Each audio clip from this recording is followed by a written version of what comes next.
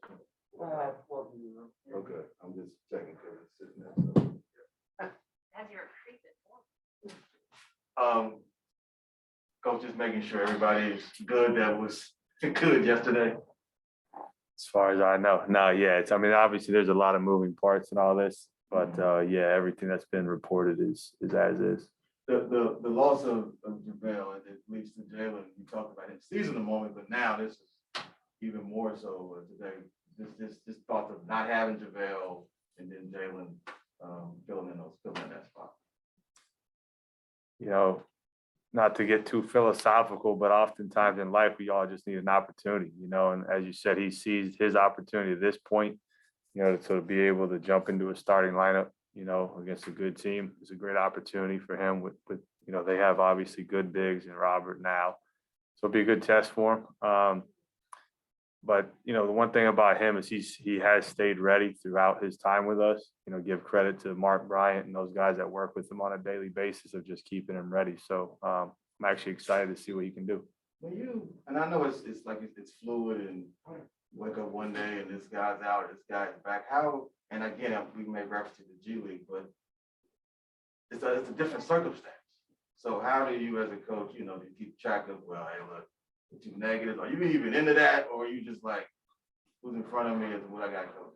Yeah, and I know I've said it a couple of times, but that's really how I see it. I wake up, I see the information from our medical team, and we plan around that. I mean, I don't really know what else you can do. I mean, again, luckily for me, I do have experience dealing with this kind of thing, albeit in a different fashion. But it's at the end of the day, it's the same type of deal. You just coach who you have, and guys here today, gone tomorrow, and you just rally around the group that you have and try to really dig into sort of like your foundational pieces. That's what me and Monty have been talking a lot about, that just kind of using that as kind of our war cry. Like, hey man, like we have a foundation, doesn't matter who's playing and who's in, who's out. This is what we're trying to get done.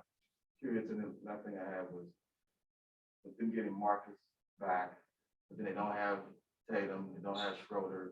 They just shot 4 for 42 from 3. Do you even look at that number and go, or you're like, look, that's just one game. You know, we still have to defend them in a certain way. Yeah, I mean, I don't put a lot of stock into that. I mean, they had a lot of open shots. They have a lot of very capable shooters. So, I mean, much like any team in the league, we want to protect the paint first anyway, and then try to build out. So, I mean, the fact that they shot it at that clip last game doesn't necessarily change what we're trying to do. There's obviously a lot of moving parts all around right now. What are kind of the day-to-day logistics for you? You know, not only trying to figure out who's on the roster, but obviously communicate with Monty about what you guys are trying to do. Like, I imagine it's a pretty chaotic daily life at this point for you. I mean, to some degree. I mean, in terms of Monty, like, you know, we've spoken about it with Dwayne and these guys, but he's been great. You know, he's more or less just kind of handing me the keys, and he's been there more as like a big brother type of relationship right now, where I can lean on him for certain questions. But he's been unbelievable, as we could all imagine. He's an amazing guy. In terms of the logistics side of it, you know, I just get the information as it comes in from the medical people. At this point, you know, there's certain testing hours, and you kind of get a rhythm of what that looks like, and you kind of know when to expect information. And so I think that's one big thing. I try to have everything planned out ahead of time with certain things before my first time in this seat. And then that came unraveled when I realized that DA was out. And so now I've just kind of learned the time patterns of when I can wait, so I have all the information, so I don't like drive myself crazy trying to plan, and then the guy's out and whatnot. So that's been the biggest adjustment. So do you find yourself kind of bracing yourself a couple times a day to, you know, wait and see if there is a change?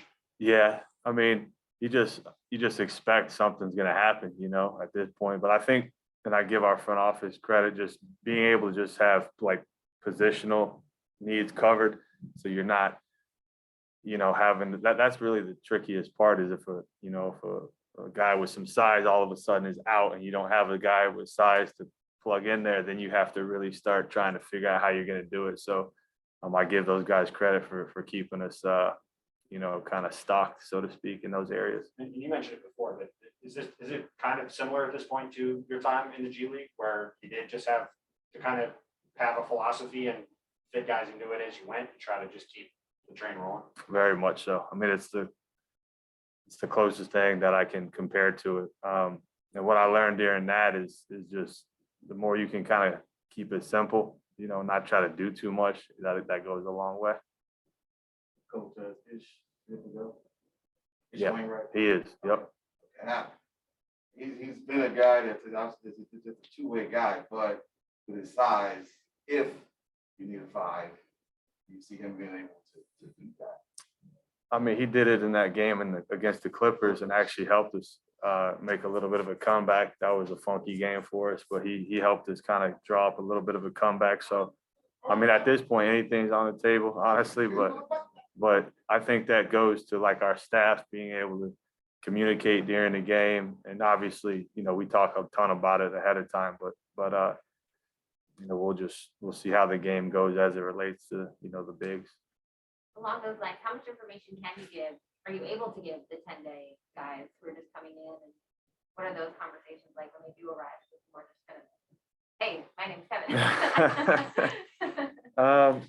Yep, it's more that, honestly, you know, you just try to get familiar with them, kind of talk about their story, where they're from. I mean, I can relate to a lot of those guys because I lived that life for a long time. And so the one thing I think that we have going for us as it relates to some of the big guys like ET, for example, you know, I said, hey, man, look, just set a screen for Chris Paul and like he'll figure out the rest, you know, just play hard.